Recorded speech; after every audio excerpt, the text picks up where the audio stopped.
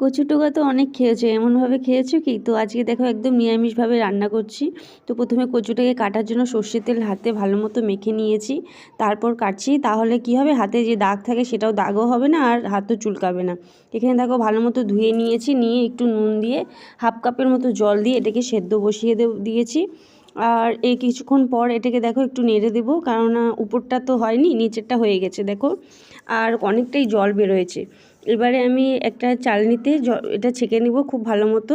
আর এর মধ্যে কোনো রকম মশলা কিচ্ছু দেবো না, খালি ফোড়নে দিব 5 ফোড়ন, আদা কুচি, একটা শুকনো লঙ্কা, একটা তেজপাতা আর দুটো লঙ্কা, কাঁচা লঙ্কা, এটা পাকাটা আমি দিয়েছি। তো এটা দেখো খুব ভালো মতো ফ্রাই হয়ে গেছে। এবারে আমি কচুগুলো দিয়ে দেব। দারুণ একটা নিরামিষ পদ্ধতিতে আমি রান্না করেছি, তোমাদের অবশ্যই এটা ভালো লাগবে আশা করি। আর দেখো এখানে আমি নুন আর হলুদ দিয়ে দিচ্ছি পরিমাণ মতো। আর খুবই সিম্পল একটা রান্না, দেখতেই পাচ্ছ আমি এর মধ্যে কিন্তু কোনো টক দিইনি। দেখো খুব ভালো মতো নেড়েচেড়ে একদম শুকনো হয়ে গেছে। তো আজকে তোমাদের এই কচুর রেসিপিটা কেমন লাগলো, ভালো লাগলে লাইক করবে, শেয়ার করবে, কমেন্ট করবে আর সাবস্ক্রাইব করবে।